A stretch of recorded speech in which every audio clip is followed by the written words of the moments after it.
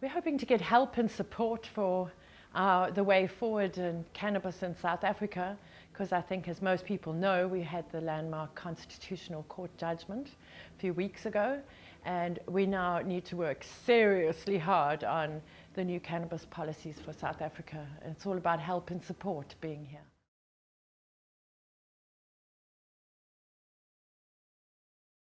The conference as a whole is incredibly important because we're always seeing things about drugs and gangs and negativity and violence and hurt and harm in our media, and to be able to have a constructive dialogue about this very important issue it should be a much bigger conference. It should be far more wide-ranging, but it's incredibly important.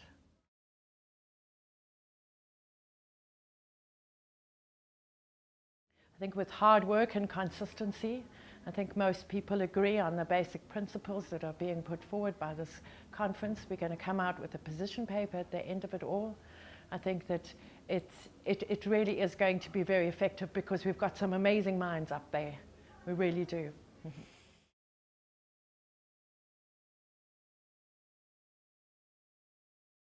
Well, I think I've got what I hoped for out of the conference, and it's to talk to a bunch of internationals about what's happening on the southern tip of Africa, because for the last 8 years running with this cannabis policy, it's as if we have been in the back end of nowhere. And all of a sudden, a conference like this comes to Cape Town with I don't know how many nationalities are represented, but I think they're going to go away in awe at how much work we've done, not only with cannabis, but with other substances nationally within South Africa.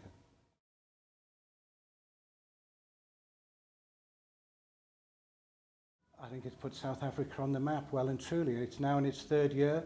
There are 150 delegates. I don't know how many countries are represented, but it really has become a global conference. 3 years ago, it was a sidebar, it was a side event basically, and now it is a fully fledged international event.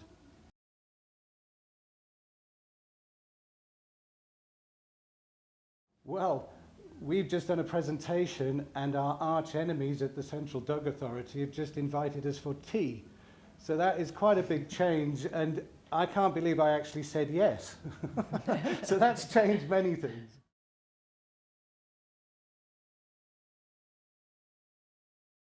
I think I'd just really like to say thank you to the organizers of the conference, because we can tell from social media that everybody around the world in drug policy is speaking about this conference. So I really think that it's kudos to them. It's a very, very brave thing to do.